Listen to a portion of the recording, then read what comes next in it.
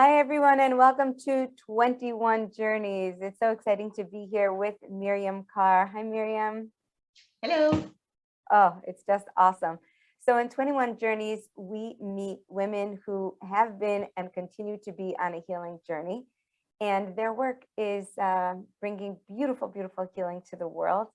The women that are interviewed here have attended Rivka Malka's School of Coaching and Transformation, and that is why I get the wonderful blessing of getting to interview them. And I feel beyond honored to be spending this time with Miriam.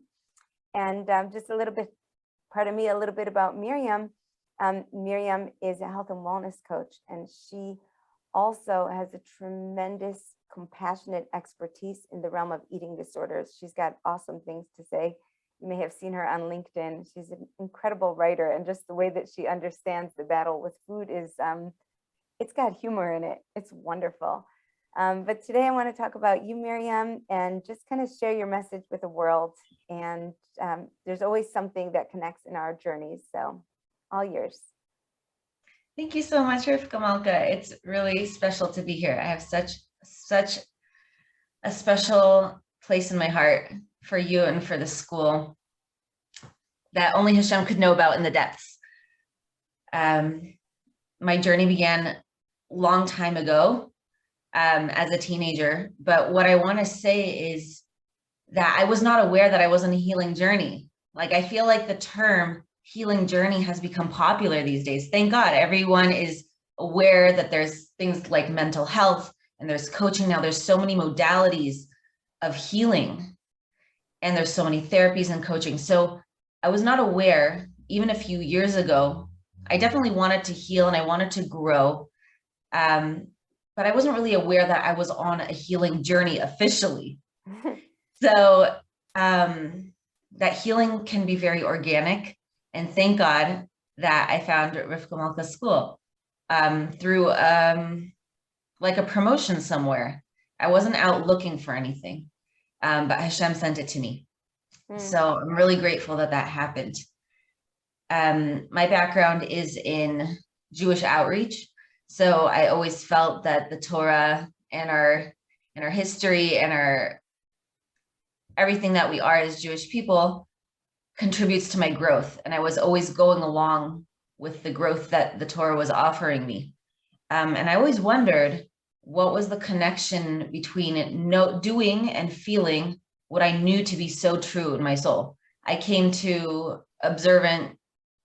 being observant later in life. And so I always wondered what would be that next step that I would really, really be free to really feel everything that I wanted to feel from the Torah and feel that connection to myself and others and God. And so the healing journey, that emotional connection, bringing that into fruition was where the school intersected with my life at that point. Wow. A few years ago. Wow. I just want to make sure I heard that right. So you went on a spiritual journey and found Torah observance, and then we're kind of wondering, when am I gonna get my next big inspiration? Like, when is this gonna feel next level, connected emotionally, like awake in my heart with all of this Torah observance? And then you started your healing journey. Yeah, I feel like the Torah, the spiritual journey and the healing journey were in connection. Beautiful. But I guess I was always very passionate about Judaism. But that piece of self-love and really self-actualization of really stepping into embracing every part of who I am, that was missing. I had a lot of confidence. I was a teacher, am a teacher. But something about, I wanted completion. And I knew there was a piece of self-love and self-acceptance that was missing there. And that had to do with my eating disorder background. As myself a survivor of that, I knew that even though the symptoms have stopped, I'd, normalized the eating, but I knew that something inside, I really wanted something deeper to connect all the pieces. I felt like it was in a good place, but like I said, when I found out about the opportunity to go deeper, I just felt that this was the missing link of really connecting the emotions to step in with a full heart and, everything that I am. Wow. Wow. You're such an interesting person. I can't wait to hear about this. And thank you very much for highlighting that, there is the outer Torah, like where we start to guide our lives according to Torah, according to the beauty of the mitzvos and Jewish observance. And this is life-changing. And then there's the inner Torah, the Hasidus, the depth of it, like that God doesn't just want us to do things. He wants to be close to us. He wants us to be close to ourselves, like it says, to love Hashem with all your heart. Well, sometimes we got to get in touch with that heart. But it's all part of Torah, but you're kind of describing looking at the inner dimension. Yeah, thank you. Go ahead. Exactly. You're welcome to continue talking. I'd love to hear more. Well, the school really, I came in with an open mind, not really sure and what it was going to bring me, but I knew that I wanted to be, as a teacher, I wanted to bring an authentic message also to my students. So I was treating it as like an experiment, as an opportunity. But every time I just found that there was more and more and more, and I would gain more and more skills of understanding myself. When I finished the school, there was an interesting intersection where it was the beginning of the pandemic. So, and I lost my teaching job and my outreach job. So it was this interesting intersection that I wondered why God had given me this opportunity of just having finished school and becoming a life coach, and then I didn't have a source of income. So I just put the two together, and that's how really I took on coaching and kind of owning the fact that I have a message. Before, it was for my own healing, and that has to come first in your own inner work, and doing it with a group of incredible women that we're all discovering quite how amazing we are together, and allowing ourselves go on this journey together and being vulnerable together. But at the end of it, it was almost like a calling that Hashem had given me a stage. It closed one door and opened another. And that was a whole new avenue that I took the healing, right, into.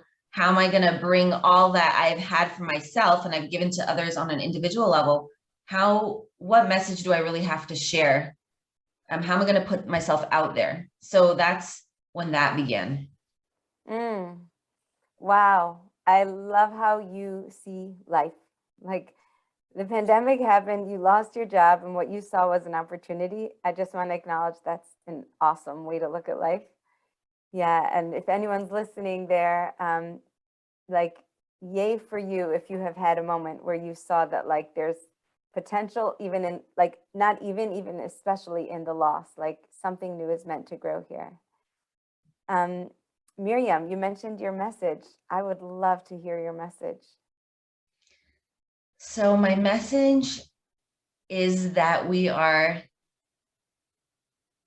such incredible beings, where on the one hand, this infinite light of our souls, and then we're this total physical being of our bodies, and we're this incredible fusion of both. And I just felt growing up and just within my own spiritual journey that there was a confusion of the role of body and soul, and which is it, and how do we integrate both? So I did learn a lot of Torah about it, and knowing Hashem and knowing God in all your ways, including the physical. But practically, how does that work out? And with my background in eating disorders, it was a really an intense sort of work there that I very intimately understand that intersection between spiritual and physical. And I just looked around and I just see how women are struggling. Just a lot of women with food, a lot of women with liking their appearance or not liking it, or being critical about themselves, or just the conversation revolving around that. And even the most spiritual people, so to speak, whatever you want to call that, that this issue of understanding the beauty and then the proper place of the physical body within the spiritual, how do we not get consumed by it? How do we just really take care of it How does it let us fly? How do we live in a way that it doesn't hinder us, but it's just a part of us and we can take care of it and then go into our lives focusing on what really matters? Mm-hmm. So I just saw the struggle that there's a lot of attention on the physical and a lot of attention on the spiritual separately. Yeah. And I really wanted to bring the two together. Yeah. And that's where the idea of my specific corner of the world in coaching, I call it bio, beautiful inside out, because I really feel that for us to step into life with confidence and self-love and everything else, we have to take care of both aspects of ourselves, the inside and the outside simultaneously. Mm-hmm. And one thing about coaching is that it's very active, you take action, you do the deep work, but you also put it into practice. Yes. And so what I found very powerful with myself and others is to be able to bridge that gap and see it all as one, work on both at the same time. Yeah, And I so love that. that's where I took it. Yeah. Oh, I have so many questions for you. This topic of the body and soul, or even just the body, is amazing, amazing to me. It blows my mind all the time. Like how much we separate, which is just terrible because it's like, I shouldn't say terrible. I don't want to be harsh, but like, it's a little bit sad because the body is a piece of ourselves. When we matter, the body matters and the soul matters and what we do matters and how we take care of ourselves matters. It's all about like knowing that you are a godly, important person in Hashem's beautiful world. Like you actually exist. You cannot just cut off a piece of yourself. Like I'm lugging around this body. It's part of everything that's happening to you. So what is one spiritual concept that has been just seminal to your understandings? Like if I want to teach someone about their connection to their body, this is what I'll say. And see if you can just kind of narrow that down. Yeah. I know. The first thing that comes to mind is that the body is not yours. You're living in it, but it's not your thing that you could mistreat or that you don't care about. And I find that a lot of women bash their bodies or judge their bodies or have opinions about their bodies. Mm-hmm. And yet we every single day, if you do this, after you use the washroom, after you use the restroom, you give a praise to God for this vessel that is enabling you to walk this earth and live your mission.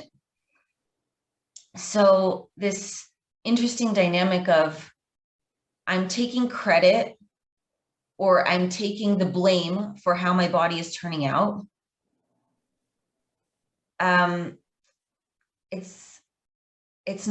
It's not right. And if we could just shift and bring Hashem into the picture more, and work in partnership with our bodies and Hashem, it would just be a lot more gentle and a lot healthier perspective. It's a little hard because we're wearing our bodies. This is how people see me. So how can we kind of make that separation? But I feel like there has to be a separation on a fundamental level of just establishing, okay, I'm saying a prayer to you, God, for giving me my body. This is your body. It's on loan. Every morning I'm waking up to it, God willing, in good health. So now how am I going to treat it? It's a matter of respect. And when we do the inner work of learning to love and respect ourselves, so the body goes hand in hand. Beautiful. Wow. What you just said is very, very life altering. So thank you for saying that. In the morning, we talk about our soul. We say, God, the soul that you gave me, she is pure. And there's this understanding that our responsibility is to take care of the purity of our soul. Like that's the piece of God that we're to nourish every day. And now you're coming in to say, and the body, God, thank you for giving me the body. I will take care of it every day. I'll give it proper rest, proper nutrition. I'll speak kindly to it. I'll respect the gift that you gave me. Wow. It's very, very special. And, you know, if someone is struggling with an eating disorder, what would be one of the first, pardon the noise there, what would be one of the first ways that you would help them to get in touch with this idea? Well, I want to separate a little bit with eating disorders. I want to just clarify that eating disorders is a mental illness, that not everyone has one, but if you do, it's something that totally takes over the mind and body. Okay. So just to kind of have a layer of sensitivity of quite how complicated that could be. Okay. But the root of things, whether a person is just struggling with body image or struggling with how they're eating, or if they're in a full-blown battle with food in their bodies and an eating disorder, the first thing is that, like, that realness of being in touch with oneself. It's not about the body or the soul or anything. It's just like, it's me. It's just me. I'm here and I'm going through something. Yeah. So we could look at issues and we could pick apart and see what is the root of things and go into the coaching of it all. But the first thing is just to acknowledge where I'm at. Yeah. Yeah. I hear like a whole hefty dose of compassion and recognition. I'm me. Here's where I'm at.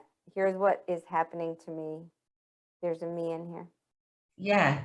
And I think I actually learned that this one tool actually in coaching school about acknowledgement. It's the first thing that we learned.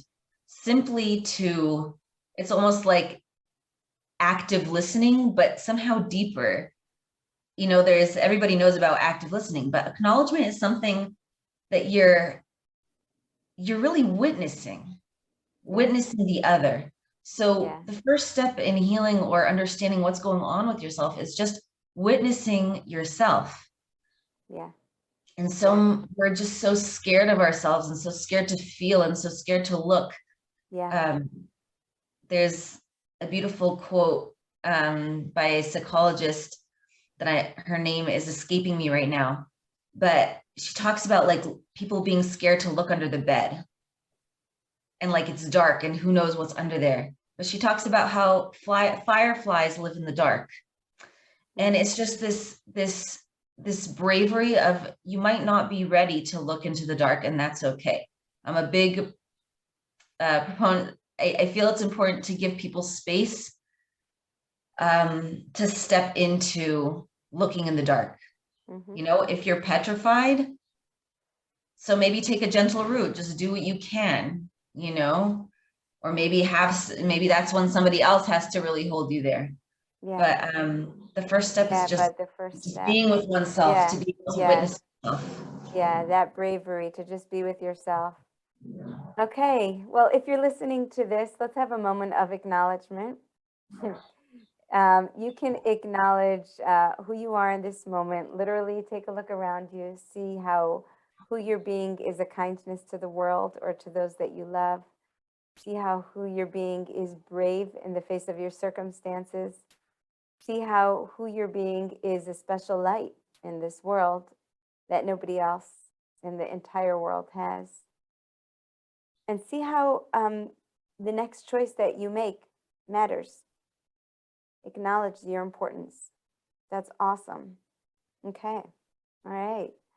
Miriam, you've given us so much. These are really beautiful, beautiful things. And I would love the opportunity, if you're up for it, to do 5 minutes of coaching with you. Because our audience, they haven't all heard coaching, and it's always fun to just give a little bit of a taste. Are you willing to sit in the coachee seat? Absolutely. It would be a pleasure. Okay, awesome. So we can do this. I'm going to give you a choice of what kind of coaching. Okay. We can do some perspective coaching, or we can do some life mission coaching, or we can do some embodiment coaching. What feels amazing to you right now? I'll go for life mission, because I'm actually at a transition point in my missionness right now. Okay. All right, great. So could you give us, let's start. We always start with a prayer or an intention. So please Hashem, this should be a beautiful coaching, giving Miriam and perhaps our listeners an insight that will help them in their life. Miriam, do you want to set an intention? Thank you, Hashem, again for this opportunity. Please guide this conversation that I can be one step closer and higher to what you want me to be doing in this world. Thank you in advance for your kindness. Amen. Amen. Okay, can you tell me just in about 1 minute what this crossroads you're at is? The crossroads is that for the last 2 years, I've been in business mode, as in coaching people one-on-one, sometimes doing classes, but focused on Miriam as a coach. Got it. Miriam the coach. And recently I saw some people on stage giving over a message. And I had come from a performance background, and part of me jumped out into my throat and I just started crying, and I knew that there's something there that I want to explore. And so right now I'm trying to understand how to bring this part of me forward that could continue to help people and bring my message forward, but what that exactly looks like in terms of using the rest of my strengths that so far have been tapped into one-on-one and with the people I interact with, but not on a stage. Got it. Got it. Okay, so you've been coaching one-on-one, you saw the stage and you just remembered a piece of yourself and it came right up into your throat. Ah. And it sounds like you've kind of been in an incubator. Like, you know, every time you coach people one-on-one, you learn from them and you learn about yourself. So it's like you grow and grow, and now the next step wants to come out. Is that where you're at? Yeah. Okay. Anything you want to add to that? Yeah. I want to say that when I began, I mentioned that I lost my job. And so the impetus of starting a coaching business was really kind of a practical, logical step for me, but I really wanted to start a nonprofit. And it was always really hard for me to navigate that in my heart. Yeah. So recently, when I was just not liking where the business side of things was just taking my mind and heart, and I saw these performances or these, you know, just teachers up on stage, something clicked, and I was thinking that there's a way for me to be really true with myself, to offer coaching and be paid for it and to be respected for the work that I do, but also in line with my big passion of giving. Yeah. And there must be a fusion, and Hashem wants, not everybody wants to be on stage. A lot of people flee from it. Yeah. You know? So yeah. There is something there that I want to take further. Awesome. So let's imagine ourselves on a road. You can just, if you're eyes open person or eyes closed person, however you like it, just see yourself walking down the street. Here you go.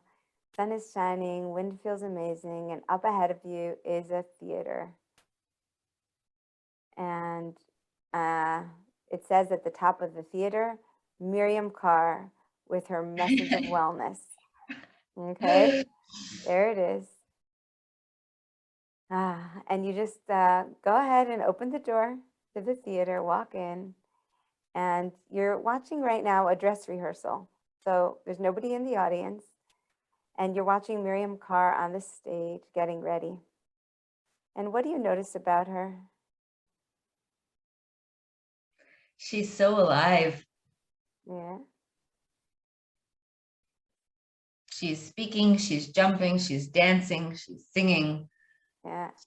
She's just so excited to speak to the people.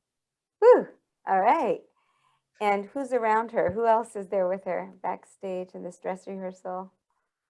Well, there's nobody in the audience. That's Nope, not that yet. was the not yet. There's no one. There's absolutely no one. Okay. Yeah. Yeah. So who's going to take care of the sound, the mic, the music, the money? How's all that happen? I have no idea, but in this dress rehearsal, it doesn't even matter. It's like I came in, I had the keys, I guess, or it was open. Somebody let it open and I was just Okay. there super early or something. Okay. And I'm just practicing and I'm just letting it all out. Oh, That's what I see great. right now.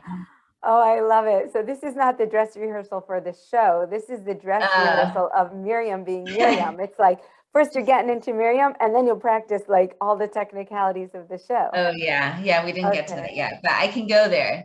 But No, this is where we are. in the first visualization, I did not get there. I was just excited to hop on. No, I love where you landed. You landed in, I see a more vibrant, alive, playful, joyous, jumpy part of myself. And she's there. So we don't have to go any further. I mean, let's just enjoy her for a minute, can we? Yeah. Okay, good. So just keep watching her. And I'm going to ask you, Miriam, as you are now, sitting here, getting interviewed, a coach one-on-one, having gone to a wonderful coaching school.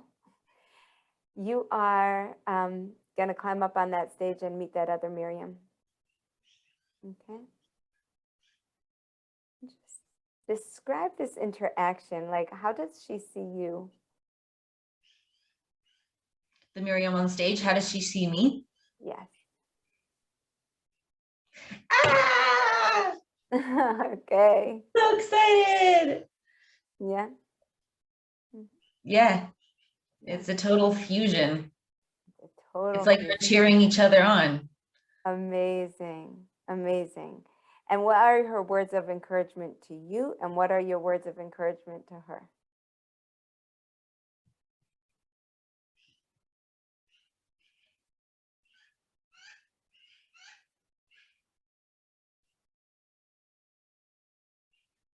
Says, come on up.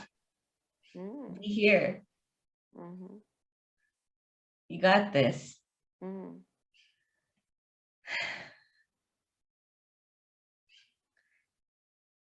And I say to her, thank you for having the courage. Thank you for going for it. Thank you for inviting me. Mm-hmm.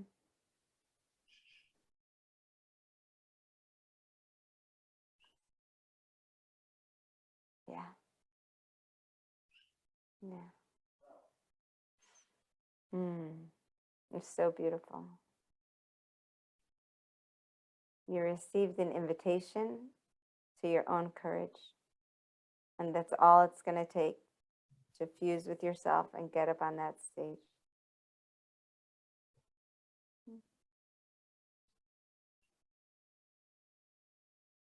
What's happening inside of you now? I'm just in awe. Because, you know, this is a simple interview. You get an email and say, hey, you want to talk about your journey? Sure, why not? Right. But here is Rivka Malka, so indicative of her school, of just opening up a world, a piece of myself. Right. That's coaching. Right. You go through a little mini experience and discover a part of yourself that can step into somebody new, if it's new for you, or step into somebody old, if it's a part of you that needs to be seen again. You know, if you want to go there, if you want to look under the bed, if you want to look up into the light, into the sky, wherever you want to look, you can go there. I just feel like with the help of a compassionate coach, it's really special. Just, I know you didn't ask me this yet, or if you're going to, but something that the confidence of learning how to coach, doing that for others and doing for yourself, you can really take yourself places. And you want to earn money from it, it opens possibilities. That what did I do with money that I earned I invested it back in myself. Okay, if there was a need, I would, use it for my family. And also, I just, to give a background, I never used to buy things for couldn't buy things for my family. And I started buying not secondhand things. That was amazing. So I want to touch on both aspects. For personally, that you could invest in yourself and you could also taste a different experience with money and heal that relationship. But it opens up learning these skills and being able to apply them, whether you charge for your services or not. There's a power there to invest in yourself. Yeah.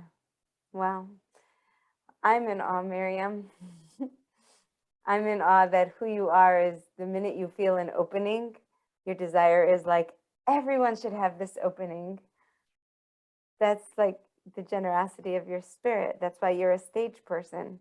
It's not because you're like a, fancy performer. It's because your heart leaps out and wants to share.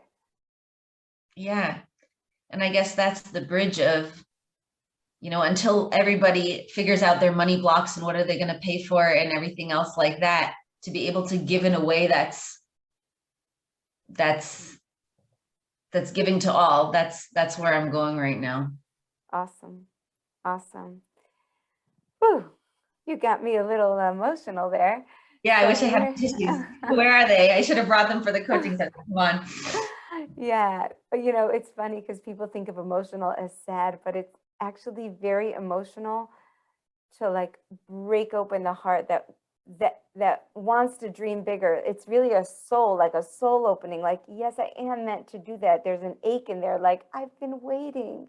Yes, my time is coming closer. And I see that in you, Miriam. So do you want, it's up to you completely. I usually love to end with a takeaway or an action so that, it doesn't just continue to be a burning ache. Do you want to think about a courageous action that you can take towards stepping into a larger audience?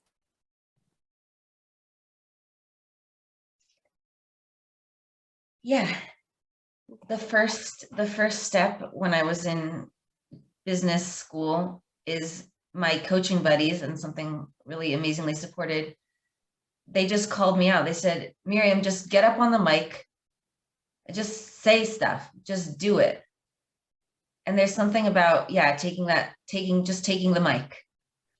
And so before going on a stage, like in the visualization that we did, I don't feel that I need a stage in front of people right now. I need a stage with myself.